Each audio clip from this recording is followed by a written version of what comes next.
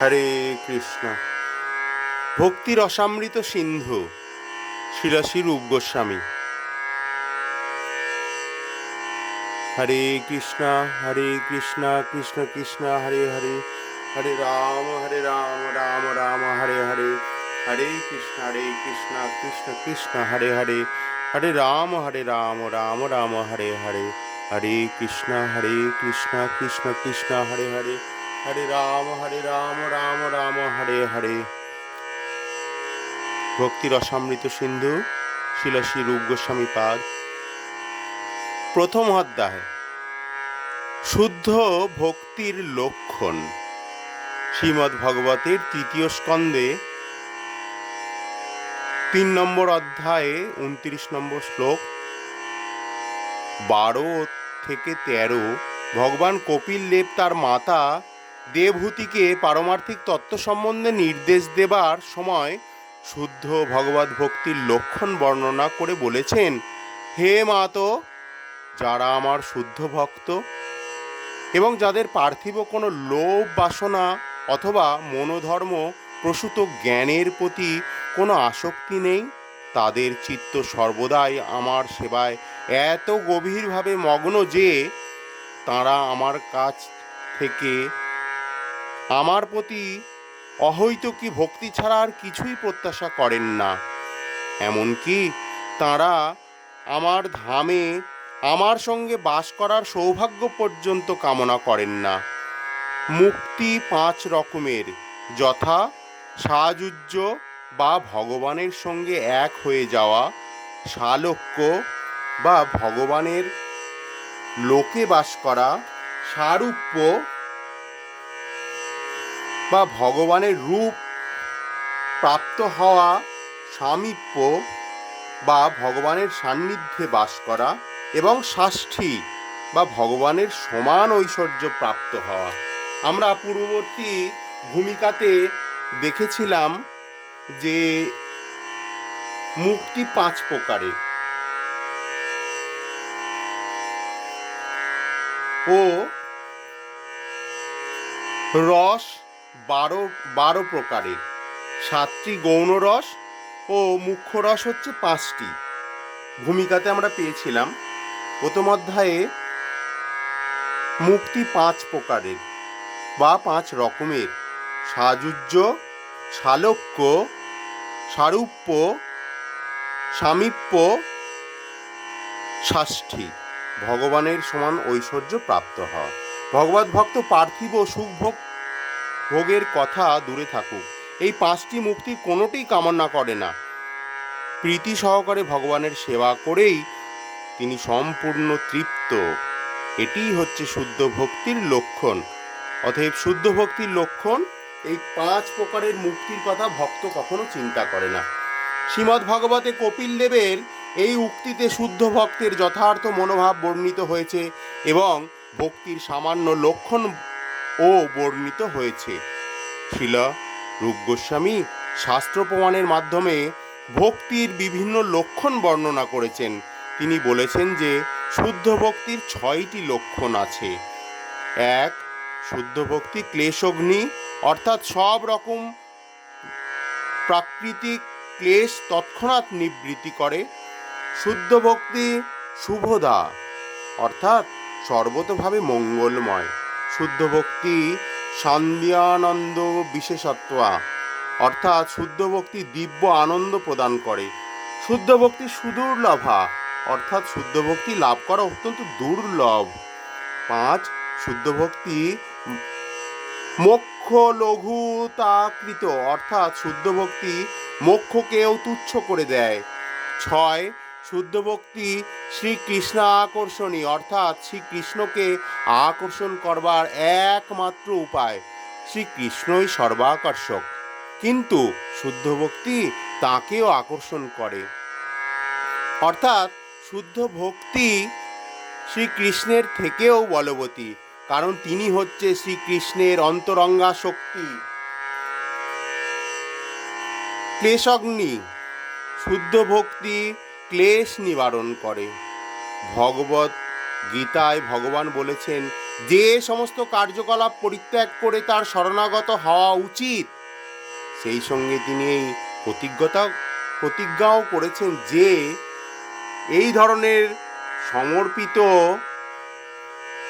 আত্মাদের তিনি সমস্ত পাপ থেকে মুক্ত করবেন। শিলরূপ গোস্বামী বলেছেন যে এই জন্মের পাপ ও পূর্বকৃত পাপ দুই ক্লেশের কারণ। সাধারণত পাপ কর্ম অবিদ্যার ফলে সংগঠিত হয়ে থাকে, কিন্তু অবিদ্যার অজুহাত দেখিয়ে পাপের প্রতিক্রিয়া থেকে রেহাই পাওয়া যায় না।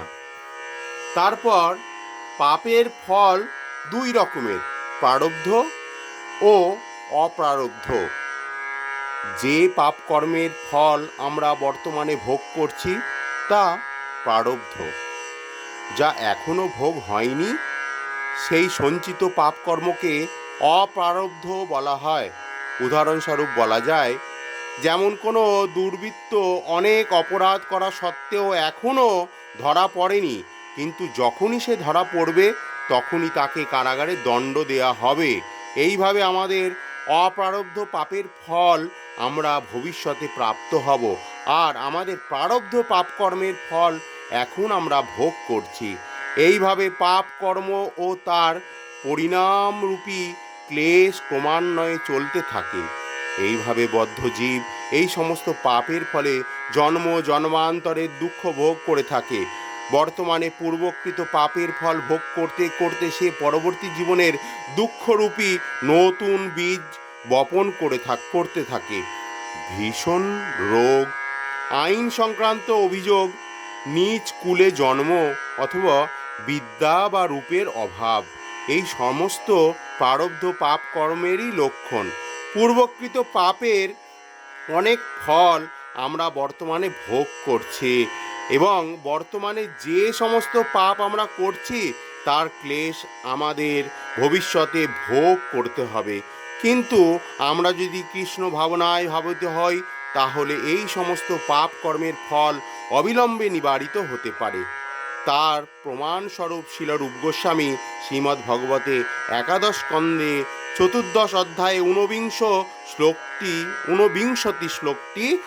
উদ্ধৃত করেছেন। উদ্ধবকে উপদেশ প্রদানকালে ভগবান শ্রীকৃষ্ণ বলেছেন, হে উদ্ধব, আমার প্রতি ভক্তি প্রজ্বলিত অগ্নির মতো, যা ইন্ধন রূপী অপার পাপ রাশি ভস্ম করতে পারে। অর্থাৎ প্রচণ্ড অগ্নি যেমন যে কোনো পরিমাণ ইন্ধনকে ভস্মীভূত করতে পারে, তেমনি কৃষ্ণ ভাবনাময় ভগবত ভক্তি পাপ কর্মরূপী সমস্ত ইন্ধনকে ভস্মীভূত করতে পারে। যেমন কুরুক্ষেত্রের রণাঙ্গনে অর্জুন মনে করেছিলেন যে যুদ্ধ করাটা পাপ কর্ম, কিন্তু শ্রীকৃষ্ণ তাকে সেই যুদ্ধে নিযুক্ত হতে আদেশ দিলেন, এবং তার ফলে তার কাছে সেই যুদ্ধ ভগবত ভক্তিতে পর্যবসিত হলো। তাই অর্জুনকে কোনো পাপের ফল ভোগ করতে হলো না। শিলরূপ গোস্বামী শ্রীমদ্ ভগবতের 3 অধ্যায় 33 শ্লোকে ও 6 শ্লোকে উল্লেখ করেছেন, যেখানে দেবহূতি তার পুত্র কপিলদেবকে বলেছেন, প্রভু, শ্রবণ কীর্তন আদি ভক্তিযোগের 9টি সাধনাঙ্গ রয়েছে। যদি কেউ আপনার লীলা শ্রবণ, যশ কীর্তন, বন্দন, ভক্তি ভরে আপনাকে প্রণাম, আপনাকে স্মরণ আদি নবদা ভক্তির যে কোনো একটি অঙ্গ অনুশীলন করেন, তাহলে তিনি তৎক্ষণাৎ যজ্ঞ অনুষ্ঠান করার যোগ্যতা অর্জন করেন। তিনি যদি চণ্ডাল কুলেও জন্মগ্রহণ করে থাকেন, তবুও ভক্তি যোগের প্রভাবে তিনি সর্বতোভাবে পবিত্র হতে পারেন। অর্থাৎ যিনি পূর্ণরূপে কৃষ্ণ ভাবনাময়া ভাবিত হয়ে যথার্থ ভক্তি অনুশীলনে তৎপর হয়েছেন, তিনি সর্বতোভাবে কলুষমুক্ত না হয়ে পারেন না। কৃষ্ণ ভাবনা বা ভগবত ভক্তি পরায়ণ পুরুষ অবশ্যই সব রকম পাপকর্ম থেকে সম্পূর্ণভাবে মুক্ত হয়েছেন। বস্তুত ভক্তিযোগের সমস্ত পাপ ভস্মীভূত করবার শক্তি রয়েছে, কিন্তু তা সত্ত্বেও ভক্ত নিরন্তর সচেতন থাকতেন যাতে তার কোনো পাপ না হয়। এটি হচ্ছে ভক্তের বৈশিষ্ট্য। এইভাবে শ্রীমদ্ ভগবতে নির্ণয় করা হয়েছে যে ভক্তি সহকারে ভগবানের সেবায় তৎপর হলে চণ্ডাল কুলোদ্ভূত মানুষও বৈদিক যজ্ঞ করার যোগ্যতা অর্জন করেন। এই নির্দেশ থেকে বোঝা যায় যে চণ্ডাল কুলোদ্ভূত মানুষের সাধারণত যজ্ঞ করার অধিকার থাকে না। বৈদিক যজ্ঞ করার অধিকার ব্রাহ্মণদেরই আছে। অতএব ব্রাহ্মণ না হলে কেউই এই কর্ম করতে পারে না। পূর্বকৃত কর্ম অনুসারে মানুষ ব্রাহ্মণ ও চণ্ডাল কুলে জন্মগ্রহণ করে। যিনি চণ্ডাল কুলে জন্মগ্রহণ করেছেন তিনি অবশ্যই পূর্বজন্মে অসংখ্য পাপ করেছেন, কিন্তু তিনি যদি ভক্তি মার্গে অঙ্গীকার করে হরে কৃষ্ণ মহামন্ত্র কীর্তন করেন তাহলে তিনি তৎক্ষণাৎ যজ্ঞ আদি কর্ম করার যোগ্যতা অর্জন করেন। তার সমস্ত পাপ কর্মফল তৎক্ষণাৎ দূর হয়ে যায়। পদ্মপুরাণে বলা হয়েছে পাপ কর্মের ফল 4 রকমের হয়। প্রথম অপারব্ধ, দ্বিতীয় কূট, তৃতীয় বীজ এবং চতুর্থ ফলনমুখ। সেখানে এও বলা হয়েছে যে কেউ যখন ভগবান বিষ্ণুর শরণাগত হয়ে পূর্ণরূপে ভক্তি সহকারে তার সেবায় তৎপর হন তখন তার এই 4 রকমের পাপ ফল তৎক্ষণাৎ বিনষ্ট হয়ে যায়। যে পাপের ফল ভোগ করতে চলেছে তাকে বলা হয় ফলনমুখ। হৃদয়ে বীজ রূপে যে পাপের ফল রয়েছে তাকে বলা হয় বীজ। বীজের উন্মুখতায় কারণকে বলা হয় কূট, এবং যে পাপের ফল এখনো প্রকাশিত হয়নি তাকে বলা হয় অপ্রারব্ধ। পদ্মপুরাণের এই বর্ণনা থেকে বোঝা যায় যে জড় কলুষ অত্যন্ত সূক্ষ্ম। এর সূচনা, ফলন, পরিণাম এবং দুঃখরূপে তার ফলভোগ, এই সবই একটি বিশাল শৃঙ্খলের অন্তর্ভুক্ত। কারো যখন রোগ হয় সাধারণত সেই রোগের কারণ নির্ণয় করা খুবই কঠিন। তার শুরু কোথায় এবং কিভাবে তা বর্ধিত হয়েছে তা বোঝা খুবই দুষ্কর। কিন্তু রোগের ক্লেশ অকস্মাৎ প্রকাশ হয় না, তার সময় লাগে। চিকিৎসার ক্ষেত্রে চিকিৎসক যেমন সাবধানতা অবলম্বন করে রোগের প্রতিকারের জন্য টিকা দেন, তেমনি সব রকমের পাপ বীজকে অঙ্কুরিত হওয়ার থেকে নিরোধ করবার জন্য পূর্ণরূপে কৃষ্ণ ভাবনাময় কর্ম করা অত্যন্ত আবশ্যক। এই সম্পর্কে সুখদেব গোস্বামী শ্রীমদ্ ভগবতে 6 নম্বর অধ্যায়ে 2 নম্বর ও 17 নম্বর শ্লোকে অজামিল উপাখ্যানে উল্লেখ করেছেন। অজামিল প্রথম জীবনে একজন কর্তব্যনিষ্ঠ ব্রাহ্মণ ছিলেন, কিন্তু যৌবনে বেশ্যার সঙ্গ করার ফলে তিনি সম্পূর্ণরূপে ভ্রষ্ট হয়ে পড়েন। কিন্তু তার পাপময় জীবনের অন্তিম সময়ে নারায়ণের নাম উচ্চারণ করার ফলে তিনি তার সমস্ত পাপ থেকে উদ্ধার পান। সুখদেব গোস্বামী বলেছেন যে তপস্যা, দান, ব্রত ইত্যাদির প্রভাবে পাপের নাশ হয়, কিন্তু হৃদয়ের পাপ বীজের নাশ হয় না, যা অজামিলের যৌবনে হয়েছিল। এই পাপ বীজের নাশ একমাত্র কৃষ্ণ ভাবনাময় ভাবিত হওয়ার ফলেই হতে পারে, এবং তা শ্রী চৈতন্য মহাপ্রভু সেই নির্দেশ অনুসারে মহামন্ত্র বা হরে কৃষ্ণ মহামন্ত্র কীর্তন করবার প্রভাবে অতি সহজেই লাভ করা যায়। প্রক্ষান্তরে বলা যায় যে ভগবত ভক্তির পথ অবলম্বন না করলে সমস্ত পাপ থেকে পূর্ণরূপে মুক্ত হওয়া যায় না। বেদবিহিত কর্ম, দান, তপস্যা ইত্যাদি দ্বারা মানুষ কিছু সময়ের জন্য পাপ কর্মের ফল থেকে মুক্ত হতে পারে, কিন্তু তারপরেই আবার সে পাপ কর্মে প্রবৃত্ত হয়। দৃষ্টান্ত স্বরূপ বলা যায় যে অতিরিক্তভাবে অবৈধ স্ত্রী সঙ্গ করার ফলে যৌন রোগাক্রান্ত পুরুষ যখন ভীষণ কষ্ট পায় তখন সে সাময়িকভাবে স্ত্রী সঙ্গ থেকে বিরত থাকে, কিন্তু যেহেতু তার হৃদয় থেকে স্ত্রী সঙ্গ করার বাসনা দূর হয়নি, তাই রোগ নিরাময়ের পরে সে আবার অবৈধ স্ত্রী সঙ্গে লিপ্ত হয় এবং তার ফলে আবার রোগাক্রান্ত হয়ে পড়ে। সুতরাং চিকিৎসার প্রভাবে সাময়িকভাবে এই যৌন ব্যাধির নিরাময় হতে পারে, কিন্তু যতক্ষণ পর্যন্ত না মানুষ বুঝতে পারছে যে যৌন জীবন অত্যন্ত জঘন্য, ততক্ষণ পর্যন্ত তার এই যন্ত্রণা থেকে মুক্তি লাভ করা অসম্ভব। তেমনি বৈদিক কর্ম, দান, তপস্যা ইত্যাদির ফলে সাময়িকভাবে পাপ কর্মের নিবৃত্তি হতে পারে, কিন্তু যতক্ষণ পর্যন্ত না হৃদয় সম্পূর্ণভাবে নির্মল হচ্ছে, ততক্ষণ মানুষ আবার পাপকর্মে লিপ্ত না হয়ে পারে না। শ্রীমদ্ ভাগবতে এই সম্বন্ধে হস্তি স্নানের দৃষ্টান্ত দেয়া হয়েছে। হাতি সরোবরে খুব ভালোভাবে স্নান করে, কিন্তু জল থেকে ডাঙায় উঠে এসে সে আবার তার সারা গায়ে ধুলি ছড়িয়ে দেয়। এই উদাহরণের মাধ্যমে বোঝানো হয়েছে যে শ্রীকৃষ্ণ ভাবনাময় অনুশীলন করবার শিক্ষা যে পায়নি, সে পাপ কর্মের বাসনা থেকে পূর্ণরূপে মুক্ত হতে পারে না। কর্ম, জ্ঞান বা যোগের দ্বারা পাপ কর্মের বাসনা থেকে পূর্ণরূপে মুক্ত হওয়া সম্ভব নয়। শুধুমাত্র শুদ্ধ ভগবত ভক্তির প্রভাবেই তা সম্ভব হয়। শ্রীমদ্ ভাগবতে 4 নম্বর অধ্যায়ে 22 নম্বর ও 39 নম্বর শ্লোকে আরেকটি দৃষ্টান্ত দেওয়া যায়, যেখানে সনত কুমার বলেছেন, হে রাজন, মানুষের মিথ্যা অহংকার এতই প্রবল যে তা রজ্জুর মতো মানুষকে ভববন্ধনে আবদ্ধ করে রাখে। ভক্তরাই কেবল ভক্তি সহকারে ভগবানের সেবায় যুক্ত হওয়ার ফলে এই বন্ধন থেকে অনায়াসে মুক্ত হতে পারেন। যারা কৃষ্ণ ভাবনাময় ভাবিত না হয়ে যোগী বা সকাম কর্মী হওয়ার চেষ্টা করছেন, তারা কখনোই ভগবত ভক্তের মতো কর্মবন্ধন মোচন করতে পারে না।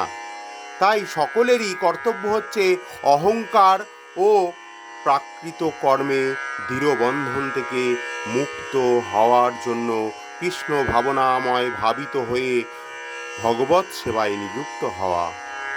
মিথ্যা অহংকারের এই দৃঢ়গ্রন্থি অজ্ঞানতার প্রসূত। যতক্ষণ পর্যন্ত মানুষ তার স্বরূপ সম্বন্ধে অজ্ঞ থাকে, ততক্ষণ সে অবশ্যই অনুচিত কর্মে প্রবৃত্ত হবে এবং প্রাকৃত বন্ধনে আবদ্ধ হবে। এই তত্ত্ব জ্ঞানের অভাব শ্রীকৃষ্ণ ভাবনার প্রভাবে দূরীভূত হতে পারে, যা পদ্মপুরাণে প্রমাণিত হয়েছে। শ্রীকৃষ্ণ ভাবনাময় ভাবিত শুদ্ধ ভক্তি হচ্ছে পরম উজ্জ্বল জ্ঞানবর্তিকা, যা বাসনারূপে অমঙ্গলকারী সব সর্পদের জন্য দাবানল স্বরূপ। বলে যখন দাবানল জ্বলে ওঠে, তখন সেই আগুন সমস্ত সাপ দগ্ধ হয়। অন্যান্য পশুরা পালিয়ে গিয়ে প্রাণ রক্ষা করতে পারে, কিন্তু সাপেরা কোনো মতেই নিস্তার পায় না, তারা সেই আগুনে ভস্মীভূত হয়ে যায়। সেই রকম কৃষ্ণ ভাবনারূপী প্রজ্বলিত অগ্নি এতই প্রবল যে তার প্রভাবে অবিদ্যারূপ সর্প অচিরেই ভস্মীভূত হয়ে যায়। কৃষ্ণ ভাবনা সর্বমঙ্গলময়।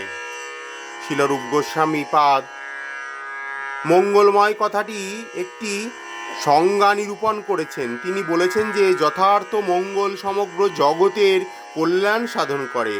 আজকাল কিছুই মানুষকে সমাজ, জাতি বা রাষ্ট্রের কল্যাণ সাধনে তৎপর হতে দেখা যায়। যেমন রাষ্ট্রসংঘ, ইউনাইটেড নেশন এর মাধ্যমে সমগ্র বিশ্বের হিত সাধন করার একটি প্রচেষ্টা চলছে, কিন্তু এই সমস্ত প্রচেষ্টা সংকীর্ণ জাতীয়তা বোধের দ্বারা প্রভাবিত হওয়ার ফলে সমগ্র বিশ্বের কল্যাণ সাধন করতে পারে না। কিন্তু কৃষ্ণ ভাবনা অমৃত আন্দোলন এমনই সর্বাঙ্গ সুন্দর যে তা সমগ্র মানব সমাজের পরম উপকার সাধন করে। সকলকে এই আন্দোলনের প্রতি আকৃষ্ট হতে পারে এবং তার সুফল অনুভব করতে পারে। তাই শিলরূপ গোস্বামী প্রমুখ মহাজনেরা এই বিষয়ে একমত যে কৃষ্ণ ভাবনামৃত আন্দোলনের দ্বারা সমস্ত জগতে ভক্তিযোগের ব্যাপক প্রচার এবং প্রসার করাই হচ্ছে মানুষের সর্বোত্তম পরোপকার। কৃষ্ণ ভাবনামৃত আন্দোলনের সমগ্র বিশ্বকে আকৃষ্ট করতে পারে এবং সমস্ত মানুষই এই কৃষ্ণ ভাবনার অমৃত আস্বাদন করতে পারে। এই সম্বন্ধে পদ্মপুরাণে বলা হয়েছে যে মানুষ পূর্ণরূপে কৃষ্ণ ভাবনাময় ভাবিত হয়ে ভগবত ভক্তি সাধনে তৎপর হয়েছেন, কিন্তু সমস্ত জগতের সর্বোত্তম সেবা করতে করতে সমস্ত জীবের পরম কল্যাণ সাধন করেন। কিন্তু কেবল মানব সমাজেরই নয়, গাছপালা পশু পাখিদেরও কল্যাণ সাধন করেন, কারণ তারাও এই আন্দোলনের প্রতি আকৃষ্ট হয়ে ভগবানের কৃপা লাভ করে।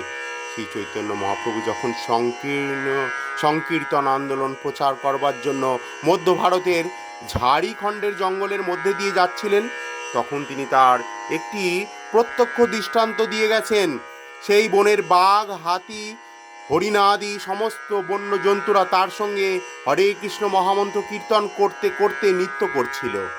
কৃষ্ণ ভাবনাময় ভগবত সেবায় যিনি যুক্ত হয়েছেন, তার মধ্যে দেবতাদের সমস্ত গুণাবলী বিকশিত হয়।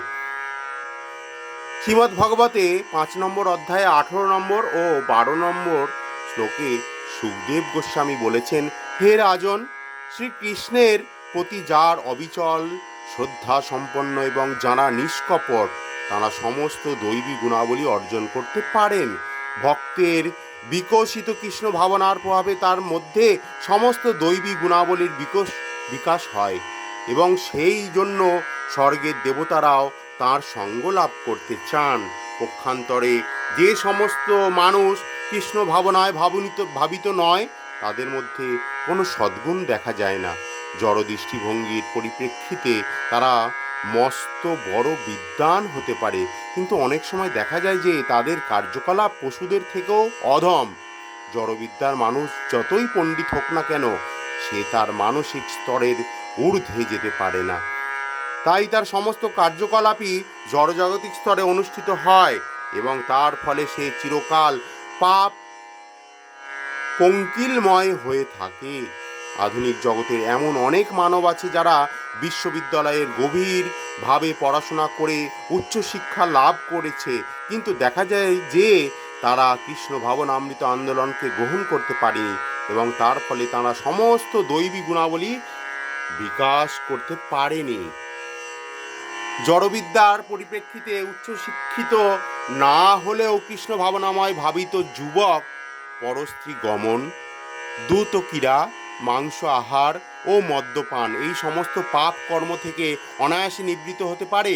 কিন্তু যারা কৃষ্ণ ভাবনায় ভাবিত নয়, তারা উচ্চশিক্ষায় শিক্ষিত হওয়া সত্ত্বেও প্রায়ই মদ্যপায়ী, মাংসাহারী, লম্পট ও জুয়ারি হয়। কৃষ্ণ ভাবনায় ভাবিত মানুষদের মধ্যে সমস্ত সদ্গুণের চরম বিকাশ হয়, কিন্তু কৃষ্ণ ভাবনাবিহীন মানুষের মধ্যে তার ছিটেফোঁটাও দেখতে পাওয়া যায় না। এটি হচ্ছে তার প্রত্যক্ষ প্রমাণ। আমরা দেখছি কৃষ্ণ ভাবনাময় ভাবিত যুবকেরা চলচ্চিত্র, নাইট ক্লাব, নগ্ন নৃত্য, হোটেল, মদ্যশালা ইত্যাদি প্রভৃতি সম্পূর্ণ নিরাসক্ত। তার এই সমস্ত অনর্থ থেকে মুক্ত হন এবং ধূমপান, মদ্যপান, থিয়েটার, নৃত্য ইত্যাদিতে তাদের দুর্মূল্য সময়ের অপব্যবহার করে না। যে মানুষ কৃষ্ণ ভাবনাময়ে যুক্ত নয়, সে এক জায়গায় আধ ঘন্টার জন্য স্থির চিত্তে বসে থাকতে পারে না। আজকাল তথাকথিত সমস্ত যোগ পদ্ধতি শিক্ষা দিচ্ছে যে চুপচাপ বসে থাকলে উপলব্ধি করা যাবে আমি ভগবান। এটি কত বড় কথা আমাদের জীবনের মধ্যে। বারবার এটাকে ভাবতে হবে, সে যদি চুপচাপ বসে থাকলেই উপলব্ধি করা যাবে আমি ভগবান। এই পদ্ধতি বিষয়ে মানুষদের কাছে অত্যন্ত চিত্তাকর্ষক হতে পারে, কিন্তু এটিও বিবেচনা করে দেখা উচিত যে কতক্ষণ তারা এইভাবে চুপচাপ বসে থাকতে পারবে। কৃত্রিমভাবে তারা তথাকথিত ধ্যানে বসতে পারে, কিন্তু এই যোগ অভ্যাসের পরেই তারা আবার পরস্ত্রী গমন, মদ্যপান, দুধক্রীড়া, মাংসাহার ইত্যাদি পাপ কর্মে প্রবৃত্ত হয়। কৃষ্ণ ভাবনাময় ভাবিত ভক্ত এই কপট ধ্যান না করে ধীরে ধীরে ঊর্ধ্বগামী হন। কৃষ্ণ ভক্তি পরায়ণ হওয়ার ফলে তিনি অনায়াসে এই সমস্ত পাপ কর্ম থেকে সম্পূর্ণভাবে মুক্ত হয়ে সমস্ত সদ্গুণাবলীতে ভূষিত হন। শ্রীকৃষ্ণের শুদ্ধ ভক্ত হওয়ার ফলে সর্বোচ্চ চরিত্র বিকশিত হয়। এই সিদ্ধান্তে বলা যায় যে কৃষ্ণ ভাবনাময় ভাবিত না হলে কেউই যথার্থ সদ্গুণাবলী অধিকারী হতে পারে না। কৃষ্ণ ভাবনামৃতের আনন্দ। শিলরূপ গোস্বামী আনন্দের বিভিন্ন উৎস সম্বন্ধে বিশ্লেষণ করেছেন। আনন্দকে তিনি তিনটি ভাগে ভাগ করেছেন, যথা প্রথম জড়সুখ ভোগের আনন্দ, দ্বিতীয় পরব্রহ্মের সঙ্গে নিজেকে এক বলে মনে করার আনন্দ বা ব্রহ্মানন্দ, এবং তৃতীয় কৃষ্ণ ভাবনামৃতের আনন্দ। তন্ত্রশাস্ত্রে শিব তাঁর স্ত্রী সতীকে বলেছেন, প্রিয়ে, যিনি ভগবান গোবিন্দের চরণে শরণাগত হয়ে শুদ্ধ ভগবত ভক্তি বিকাশ করেছেন, তিনি নির্বিশেষবাদীদের অভিলাষিত সমস্ত সিদ্ধি অনায়াসে প্রাপ্ত হতে পারেন এবং তাঁরাও ঊর্ধ্বে শুদ্ধ ভক্তির পরমানন্দ তিনি আস্বাদন করতে পারেন।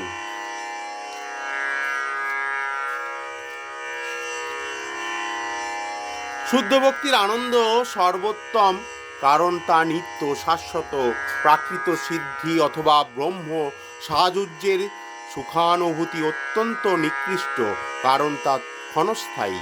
প্রাকৃত সুখ থেকে পতন অবশ্যম্ভাবী এবং নির্বিশেষ ব্রহ্মে লীন হয়ে যাওয়ার সুখ থেকেও সর্বদা পতনের সম্ভাবনা থাকে। প্রায়ই দেখা যায় যে মহাপণ্ডিত এবং তথাকথিত আত্মতত্ত্বদ্রষ্টা মায়াবাদী সন্ন্যাসীরা রাজনীতি বা সমাজসেবায় প্রবৃত্ত হয়। এর কারণ হচ্ছে যে নির্বিশেষে ব্রহ্মজ্ঞানে তারা তাদের পরম ঈপ্সিত চিদানন্দ অনুভব করতে পারে না। তাই তারা তাদের জড়জাগতিক স্তরে নেমে এসে এই ধরনের কার্যকলাপে লিপ্ত হতে হয়। মায়াবাদী সন্ন্যাসীদের এইভাবে জড়স্তরে অধঃপতিত হওয়ার ভুরি ভুরি দৃষ্টান্ত ভারতবর্ষে আছে। কিন্তু যিনি পূর্ণরূপে কৃষ্ণ ভাবনায় ভাবিত, তিনি কখনোই প্রাকৃত স্তরে ফিরে আসে না। সেই প্রলোভন যতই মনোমুগ্ধকর ও চিত্তাকর্ষক হোক না কেন, তিনি ভালোভাবেই জানেন যে কৃষ্ণ ভাবনাময় দিব্য কার্যকলাপের সঙ্গে প্রাকৃত কার্যকলাপের কোনো তুলনা হতে পারে না। যোগসিদ্ধি 8 রকমের। যোগসিদ্ধি 8 রকমের। বস্তুত বলা যায় যে বজরংবলী বা হনুমান এই অষ্টপ্রকার সিদ্ধিতে সিদ্ধ লাভ করেছিলেন।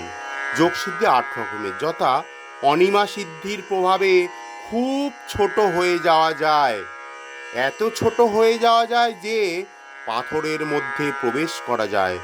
আধুনিক বৈজ্ঞানিক উন্নতির প্রভাবে সাধারণ মানুষও এই সিদ্ধি লাভ করতে সক্ষম হচ্ছে, কারণ তারা এখন পাতাল রেল, সুড়ঙ্গ খনন ইত্যাদি উপায়ে পাহাড়ের অভ্যন্তরে অথবা মাটির নিচে যেতে সক্ষম হচ্ছে। সুতরাং জড় বিজ্ঞানের মাধ্যমে কিঞ্চিত পরিমাণে অনিমা সিদ্ধি লাভ করছে। এইভাবে একটু বিচার করে দেখলেই বোঝা যায় যে সমস্ত যোগ সিদ্ধিগুলি জড় বিদ্যা ছাড়া আর কিছুই নয়। যেমন আরেকটি যোগসিদ্ধির প্রভাবে এত হালকা হওয়া যায় যে বায়ুতে বা জলে ভেসে থাকা যায়। আধুনিক বিজ্ঞানের মাধ্যমে এই সিদ্ধিটি লব্ধ করা হয়েছে। আজকাল মানুষ অনায়াসে আকাশে উড়ছে, জলে ভাসছে এবং এমনকি জলের নিচেও ভ্রমণ করছে। জড় সিদ্ধির সঙ্গে যোগ সিদ্ধির তুলনা করলে দেখা যায় যে জড় বৈজ্ঞানিকেরাও সেই একই সিদ্ধি অন্বেষণ করছে। সুতরাং প্রকৃতপক্ষে জড় বৈজ্ঞানিকদের সাফল্যের সঙ্গে যোগীর সিদ্ধির কোনো পার্থক্য নেই। এক সময় একজন জার্মান পণ্ডিত বলেছেন যে তথাকথিত যোগ সিদ্ধিগুলি আধুনিক বিজ্ঞানের মাধ্যমে ইতিমধ্যেই লব্ধ হয়েছে, সুতরাং সেই সমস্ত সিদ্ধির প্রতি তার কোনো আসক্তি নেই। যথার্থ বুদ্ধিমত্তার পরিচয় দিয়ে তিনি ভারতবর্ষে এসেছেন এবং পরমেশ্বর ভগবানের সঙ্গে তার নিত্য সম্পর্কে পুনঃপ্রতিষ্ঠা করাবার জন্য ভক্তিযোগ অনুশীলনে ব্রতী হয়েছিলেন। অনেক যোগসিদ্ধি আছে যা আধুনিক বিজ্ঞানীরা এখনো পর্যন্ত আয়ত্ত করতে পারেনি। যেমন সিদ্ধিযোগী সূর্যরশ্মির মাধ্যমে সূর্যলোকে প্রবেশ করতে পারেন। এই সিদ্ধিকে বলা হয় লঘিমা। তেমনি যোগী তার আঙুল দিয়ে চাঁদকে স্পর্শ করতে পারেন। অন্তরিক্ষ যাত্রীরা যদিও অন্তরিক্ষ যানে করে চাঁদে যাচ্ছে, তাতে তাদের অনেক কষ্ট সহ্য করতে হয়, কিন্তু যোগ সিদ্ধির প্রভাবে যোগী কেবল হাত বাড়িয়ে তার আঙুল দিয়েই চাঁদকে স্পর্শ করতে পারেন। এই সিদ্ধিকে বলা হয় প্রাপ্তি। প্রাপ্তি সিদ্ধির প্রভাবে যোগী কেবল চাঁদ স্পর্শ করতে পারেন তাই নয়, তিনি তার হাতকে যেখানে ইচ্ছা সেখানে প্রসারিত করতে পারেন। তিনি ইচ্ছা করলেই কোনো স্থান থেকে 1000 মাইল দূরে বসে থেকেও সেখানকার কোনো বাগানের গাছ থেকে ফল পেড়ে নিয়ে আসতে পারেন। এর নাম প্রাপ্তি সিদ্ধি। আধুনিক বিজ্ঞানীরা পারমাণবিক অস্ত্র তৈরি করছে, যার প্রভাবে এই গ্রহের একটি নগণ্য অংশকে ধ্বংস করা যায়। কিন্তু ঈশিতা নামক যোগ সিদ্ধির প্রভাবে কেবল ইচ্ছার দ্বারা এটি সম্পূর্ণ গ্রহ সৃষ্টি করা যায় বা ধ্বংস করা যায়। আরেকটি এই সিদ্ধিকে বলা হয় বশিতা। এই সিদ্ধির প্রভাবে যে কোনো মানুষকে বশীভূত করা যায়। এটি এক ধরনের সম্মোহনী শক্তি, যা প্রতিহত করা একরকম অসম্ভব। কখনো কখনো দেখা যায় যে এই বশিতা শক্তির আংশিক সিদ্ধি প্রাপ্ত হয়ে যোগী জনসাধারণকে বশীভূত করে তাদের ধনসম্পদ নিয়ে পালিয়ে যায়। আর এক রকমের যোগ সিদ্ধি হচ্ছে প্রাকাম্য। এর দ্বারা মনের যে কোনো বাসনা পূর্ণ করা যায়, যেমন চোখের জল প্রবেশ করিয়ে তারপরে তা আবার চোখের ভিতর থেকে বার করে আনা যায়। কেবলমাত্র ইচ্ছার প্রভাবে এই সমস্ত অদ্ভুত কার্যকলাপ সম্পাদন করা যায়। যোগের সর্বোচ্চ সিদ্ধি হচ্ছে কামাবসায়িতা। এটিও এক রকমের জাদুবিদ্যা। প্রাকাম্য শক্তির প্রভাবে যেমন প্রকৃতিতে অদ্ভুত সমস্ত কার্য সংগঠন করা যায়, কিন্তু কাম বসায়িতার প্রভাবে প্রকৃতিকে নিয়ন্ত্রণ করা যায়। পক্ষান্তরে বলা যায় যে কামা বসায়িতার প্রভাবে অসম্ভব সমস্ত কার্য সম্পাদন করা যায়। এই সমস্ত জড়সিদ্ধির প্রভাবে অবশ্যই প্রচুর আনন্দ লাভ করা যেতে পারে, কিন্তু তা ক্ষণস্থায়ী। অল্প বুদ্ধি সম্পন্ন মানুষেরা যারা আধুনিক জড় উন্নতির চাকচিক্যে মুগ্ধ হয়ে আছে, তারা মনে করে যে এই কৃষ্ণ ভাবনামৃত আন্দোলন অশিক্ষিত মূর্খ লোকেদের জন্য। তারা মনে করে জড় সুখ স্বাচ্ছন্দ্য ভোগের সমস্ত বন্দোবস্ত করার চেষ্টায় ব্যাপিত থেকেও আমি খুব ভালো আছি। আমার সুন্দর বাড়ি আছে, আমার সুন্দর পরিবার আছে, এবং আমি খুব সুন্দরভাবে আমার সমস্ত কামনা বাসনাগুলিও চরিতার্থ করছি। কিন্তু এই সমস্ত নির্বোধ মানুষেরা জানে না যে যে কোনো মুহূর্তে প্রকৃতির তার পদাঘাত এই সুখ স্বাচ্ছন্দ্যের পরিবেশ থেকে তাদের নিষ্ক্রমণ করে দিতে পারে। অজ্ঞানের প্রভাবে তারা জানে না যে যথার্থ জীবন নিত্য চিরন্তন, অনিত্য দেহসুখ জীবনের যথার্থ উদ্দেশ্য নয়। গভীর অজ্ঞানের দ্বারা আচ্ছন্ন হয়ে আছে বলে মানুষ আধুনিক সুখ স্বাচ্ছন্দ্যের উন্নতির চাকচিক্য মোহিত হয়ে আছে। শিলভক্তি বিনোদ ঠাকুর তাই বলেছেন, জড়বিদ্যা যত মায়ার বৈভব, জীবকে করয়ে গাধা। কারণ জড়বিদ্যার চোখ ঝলসানো বৈভবের প্রভাবে মানুষ তার যথার্থ স্বরূপ বিস্মৃত হয়। সেটি তার চরম দুর্ভাগ্য। কারণ এই জড়জগতের মোহ থেকে মুক্ত হয় মানব জীবনের একমাত্র উদ্দেশ্য। কিন্তু জড়বিদ্যার উন্নতির প্রভাবে মানুষ আরও বেশি করে জড়জগতের বন্ধনে আবদ্ধ হয়ে পড়েছে। এই দুর্দশা থেকে মুক্ত হওয়ার কোনো আশাই তাদের নেই। হরিভক্তি সুধোদয় গ্রন্থে উল্লেখ করা হয়েছে যে মহাভাগবত প্রহ্লাদ মহারাজ ভগবান নৃসিংহদেবের প্রার্থনা জানাচ্ছেন, হে প্রভু, আমি বারংবার আপনার শ্রীপাদপদ্মে প্রার্থনা করি যেন আপনার প্রতি আমার ভক্তি দৃঢ়তর হয়।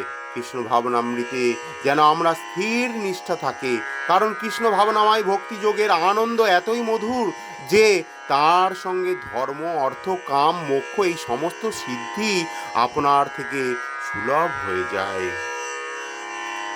শুদ্ধ ভক্ত কখনোই সমস্ত সিদ্ধির আকাঙ্ক্ষা করে না, কারণ কৃষ্ণ ভাবনাময় ভক্তিযোগের আনন্দ এতই নির্মল ও অসীম যে তার সঙ্গে অন্য কোনো সুখেরই তুলনা হয় না। সেই জন্য বলা হয় যে কৃষ্ণ ভাবনামৃতের এই আনন্দ তার এক বিন্দুর সঙ্গে অন্য সমস্ত আনন্দের সিন্ধুরও তুলনা হয় না। তাই যদি কোনো মানুষের হৃদয়ে অল্প একটুও শুদ্ধ ভক্তির বিকাশ হয়ে থাকে, তিনি তখনই অনায়াসে ধর্ম, অর্থ, কাম, মোক্ষ থেকে লব্ধ সমস্ত তথাকথিত আনন্দকে পদাঘাতপূর্বক পরিত্যাগ করতে পারেন। খোলা বেচা শ্রীধর নামে শ্রী চৈতন্য মহাপ্রভুর এক পরম ভক্ত ছিল।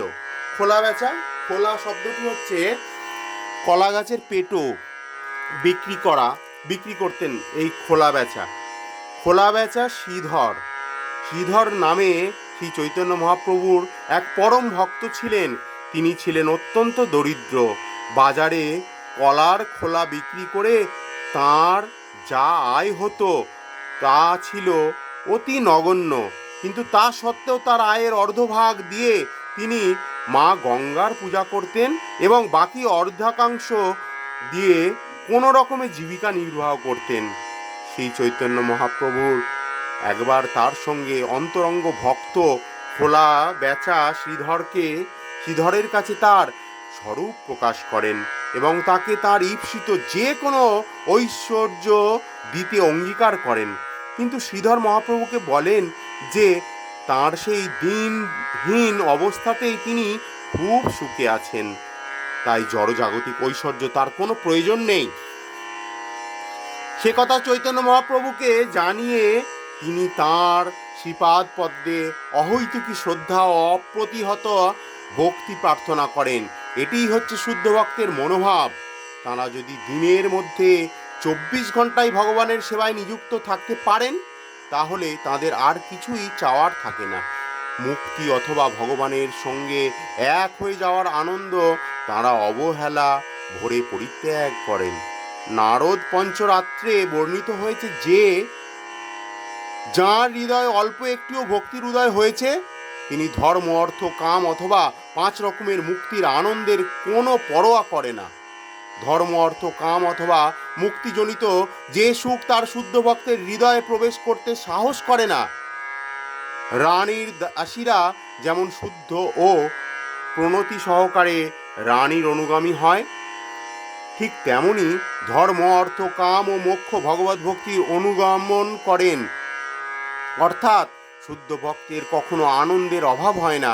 তিনি ভগবানের সেবা ছাড়া আর কিছু কামনা করেন না, আর যদি তার কোনো কামনা থেকেও থাকে তাহলে তা না চাইতেই ভগবান সেগুলি চরিতার্থ করেন।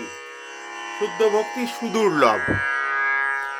পারমার্থিক জীবনে প্রাথমিক স্তরে আত্ম উপলব্ধির জন্য তপশ্চর্যা ত্যাগ যদি কৃচ্ছ সাধন করার বিধান আছে, কিন্তু এই সমস্ত পন্থার সাধক যদি জড় কামনা বাসনা রহিত হন, তবুও তিনি ভগবত ভক্তি লাভ করতে পারেন না। স্বাধীনভাবে ভক্তি যোগে যুক্ত হওয়ার চেষ্টা করাও আশাপ্রদ নয়, কারণ কৃষ্ণ ভক্তি অত্যন্ত দুর্লভ। শ্রীকৃষ্ণ সহজেই ভক্তি এমনকি মুক্তিও দান করেন, কিন্তু তিনি ভক্তি যাকে তাকে দান করতে চান না। ভক্তি কেবল শুদ্ধ ভক্তের কৃপায় প্রভাবে লাভ হয়। শ্রী চৈতন্য চরিতামৃতে মধ্য 19 নম্বর অধ্যায়ে 151 নম্বর শ্লোকে বলা হয়েছে, শ্রীকৃষ্ণের শুদ্ধ ভক্ত শ্রী গুরুদেব ও শ্রীকৃষ্ণের কৃপার প্রভাবেই কেবল ভক্তি মার্গে অধিষ্ঠিত হওয়া যায়, এছাড়া আর কোনো উপায় নাই। ভক্তির সুদুর্লভতা তন্ত্রশাস্ত্রেও প্রতিপন্ন হয়েছে, যেখানে শিব সতীকে বলেছেন, প্রিয়ে জ্ঞানের বিভিন্ন পন্থাকে পুঙ্খানুপুঙ্খভাবে বিশ্লেষণ করেছেন যে বিচক্ষণ দার্শনিক, তিনি জড় জগতের বন্ধন থেকে মুক্ত হতে পারেন। বৈদিক নির্দেশ অনুসারে যাগযজ্ঞের অনুষ্ঠান করে বহু পুণ্য অর্জন করে কেউ তার দ্বারা জড় সুখভোগ করতে পারেন, কিন্তু এই সমস্ত প্রচেষ্টা কখনো তাকে ভগবত ভক্তি দান করতে পারে না, হাজার হাজার জন্মের প্রচেষ্টার ফলেও নয়। শ্রীমদ্ ভগবতে প্রহ্লাদ মহারাজের উপস্থিতি প্রতিপন্ন হয়েছে যে ব্যক্তিগত প্রচেষ্টা অথবা মহাপুরুষদের উপদেশ শ্রবণ করার মাধ্যমেই কেবল ভগবত ভক্তি লাভ করা যায় না। জড় কামনা বাসনা থেকে সর্বতভাবে মুক্ত ভগবানের শুদ্ধ ভক্তের পদরজের দ্বারা অভিষিক্ত না হলে ভগবত ভক্তি লাভ করা যায় না। শ্রীমদ্ ভগবতে 5 নম্বর অধ্যায়ে 6 নম্বর শ্লোক ও 18 নম্বর নারদ মুনি ও যুধিষ্ঠিরকে বলেছেন, হে রাজন, শ্রীকৃষ্ণ যাঁর আর এক নাম মুকুন্দ, তিনি সর্বদাই পাণ্ডব ও যদুদের রক্ষা করেছেন। তিনি সর্বতভাবে আপনার গুরুদেব ও উপদেষ্টা। তিনি আপনার একমাত্র উপাস্য পরমেশ্বর ভগবান। তিনি অত্যন্ত স্নেহ প্রীতিপরায়ণ এবং তিনি আপনার ব্যক্তিগত ও পারিবারিক সমস্ত কর্মেরই পরিচালক। অধিক আর কি বলবো, তিনি কখনো কখনো আপনার আদেশও পালন করে থাকেন, যেন তিনি আপনার বার্তাবহ দূত। হে রাজন, আপনি পরম সৌভাগ্যশালী, কারণ পরমেশ্বর ভগবান যেভাবে আপনাকে অনুগ্রহ করেন তা কেউ স্বপ্নেও আশা করতে পারেন না। এই শ্লোকের তাৎপর্য হচ্ছে যে ভগবান সহজেই মুক্তি দান করেন, কিন্তু তিনি ভক্তি দান করতে চান না। অতএব আমরা যদি ভগবানের কাছে মুক্তি চাইলে মুক্তি দেবেন, কিন্তু শুদ্ধ ভক্তি ভগবানের কাছে চাইলে ভগবান দিতে চান না, কারণ ভক্তির প্রভাবে ভগবান নিজেই ভক্তের কাছে বিক্রি হয়ে যান। ভক্তির সদানন্দ রূপ। শিলরূপ গোস্বামী বলেছেন যে ব্রহ্মে লীন হয়ে যাওয়ার আনন্দকে যদি কোটি কোটি গুণ বর্ধিত করা যায়, তাহলেও ভগবত ভক্তি আনন্দের সমুদ্রকে এক বিন্দুরও সঙ্গে তুলনা করা হয় না। হরিভক্তি সুধোদয় গ্রন্থে প্রহ্লাদ মহারাজ ভগবান শ্রী নৃসিংহদেবের প্রসন্নতা মানসে প্রার্থনা করবার সময় বলেন, হে জগদীশ্বর ভগবান, আপনার সান্নিধ্যে আমি দিব্য সুখ অনুভব করছি, যেন আমি আনন্দের সমুদ্রে নিমজ্জিত হয়েছি। এই আনন্দের কাছে ব্রহ্মানন্দকে গোষ্পদের তুল্য মনে হচ্ছে। তেমনি শ্রীধর স্বামীর শ্রীমদ্ ভগবতের ভাষ্য ভাবার্থ দীপিকায় বলা হয়েছে, হে ভগবান, সমস্ত মহাভাগ্যবানেরা তোমার ভক্তি রসামৃত সিন্ধুতে সন্তরণ করছেন এবং নিরন্তর তোমার লীলামৃত আস্বাদন করছেন। তাঁরা জানেন যে এই পরমানন্দের সঙ্গে ধর্ম অর্থ কাম মোক্ষ লব্ধ সুখের কোনো তুলনা হয় না। এই ধরনের শুদ্ধ ভক্ত ভগবত ভক্তির আনন্দ ব্যতীত অন্য সমস্ত আনন্দকে তৃণবৎ বিবেচনা করেন। কৃষ্ণ আকর্ষণী। শিলরূপ গোস্বামী বলেছেন যে ভক্তি শ্রীকৃষ্ণকে পর্যন্ত আকর্ষণ করেন, শ্রীকৃষ্ণ সকলকে আকর্ষণ করেন, কিন্তু ভক্তি শ্রীকৃষ্ণকেও আকর্ষণ করেন। ভক্তির চরম প্রতীক হচ্ছে শ্রীমতী রাধারানী। শ্রীকৃষ্ণকে বলা হয় মদনমোহন, অর্থাৎ তার রূপ এতই মনোহর যে তা কোটি কোটি কন্দর্পকেও মোহিত করেন। কিন্তু শ্রীমতী রাধারানীর রূপ এতই চিত্তাকর্ষক যে তিনি শ্রীকৃষ্ণকে পর্যন্ত আকর্ষণ করেন। তাই ভক্তরা তাকে মদনমোহন মোহিনী বলে সম্বোধন করেন। ভগবত ভক্তি আচরণ করবার অর্থ হচ্ছে শ্রীমতী রাধারানীর পদাঙ্ক অনুসরণ করা। তাই বৃন্দাবনের ভক্তরা শ্রীমতী রাধারানীর আশ্রয় গ্রহণ করেন, যাতে তাদের ভক্তি সার্থক হয়। পক্ষান্তরে বলা যায় যে ভক্তি কোনো জড়জাগতিক কর্ম নয়, তা সরাসরিভাবে রাধারানী পরিচালনাধীন। ভগবদ গীতায় প্রতিপন্ন হয়েছে যে যাঁরা মহাত্ম, তাঁরা সরাসরিভাবে দৈবী প্রকৃতি অর্থাৎ ভগবানের অন্তরঙ্গ শক্তি শ্রীমতী রাধারানীর আশ্রিত। সুতরাং সরাসরিভাবে ভগবানের অন্তরঙ্গা শক্তির পরিচালনাধীন হওয়ার ফলে ভগবত ভক্তি শ্রীকৃষ্ণকে পর্যন্ত আকর্ষণ করে। শ্রীকৃষ্ণ স্বয়ং শ্রীমদ্ ভগবতে 11 নম্বর 14 নম্বর ও 20 নম্বর শ্লোকে বলেছেন, এই সত্যকে স্বীকার করে বলেছেন, হে উদ্ধব, ভক্তের প্রবল ভক্তি যেভাবে আমাকে আকর্ষণ করে, যজ্ঞ, সাংখ্য, ধর্ম, বেদ অধ্যয়ন, তপ, ত্যাগ, দান আদি পুণ্যকর্ম তা করতে পারে না। ভক্তের ভক্তির দ্বারা শ্রীকৃষ্ণ কিভাবে আকৃষ্ট হন তা শ্রীমদ্ ভগবতে 7 নম্বর অধ্যায়ে 10 নম্বর শ্লোকে ও 48 থেকে 49 নম্বর শ্লোকে বলেছেন। নারদ মুনি বর্ণনা করেছেন মহারাজ যুধিষ্ঠির যেভাবে প্রহ্লাদ মহারাজের গুণগান করেছিলেন তা নারদ মুনি বর্ণনা করেছেন। ভক্ত সর্বদাই অন্য ভক্তের কার্যকলাপের প্রশংসা করেন। যুধিষ্ঠির মহারাজ প্রহ্লাদ মহারাজের গুণাবলীর মহিমা কীর্তন করেছিলেন। শুদ্ধ ভক্তের এটি একটি লক্ষণ। শুদ্ধ ভক্ত কখনোই নিজেকে মহান বলে মনে করেন না। তিনি সব সময় মনে করেন যে অন্য ভক্তেরা তার থেকেও অনেক উন্নত। যুধিষ্ঠির মহারাজ মনে করেছিলেন প্রহ্লাদ মহারাজই ভগবানের যথার্থ ভক্ত, আমি কিছুই নই।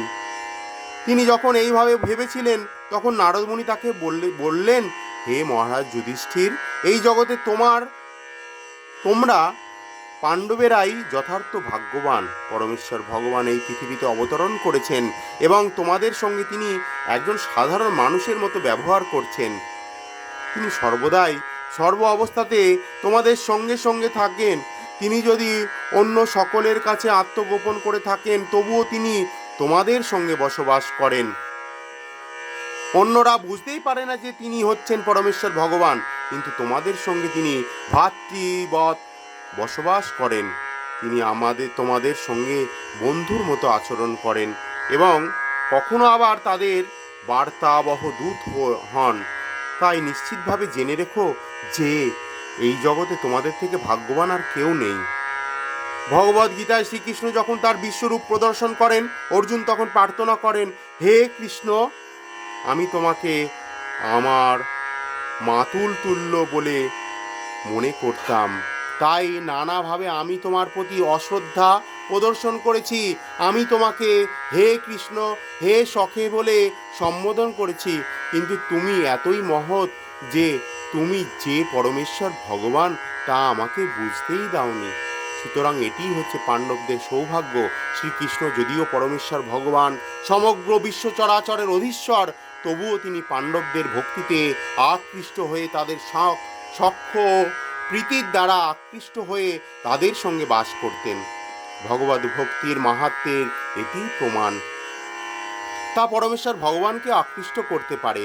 ভগবান মহান, কিন্তু ভক্তি ভগবানের থেকেও মহত্তর, কেননা তা তাকেও আকর্ষণ করে। যারা কৃষ্ণ ভাবনাময় ভগবত সেবায় যুক্ত হয়নি তারা কখনোই ভগবত সেবায় মাহাত্ম্য উপলব্ধি করতে পারে না। প্রথম অধ্যায় আজ এই পর্যন্ত সমাপ্ত হলো। পরবর্তী ভিডিও বা পরবর্তী পর্যায়ে আমরা দ্বিতীয় অধ্যায় নিয়ে ভক্তি রসামৃত সিন্ধুর গ্রন্থ অধ্যয়ন করব। আজ এই পর্যন্ত। হরে কৃষ্ণ কৃষ্ণ কৃষ্ণ হরে হরে, হরে রাম রাম রাম হরে হরে, হরে কৃষ্ণ কৃষ্ণ কৃষ্ণ হরে হরে, হরে রাম রাম রাম হরে হরে, হরে কৃষ্ণ কৃষ্ণ কৃষ্ণ হরে হরে, হরে রাম রাম রাম হরে হরে।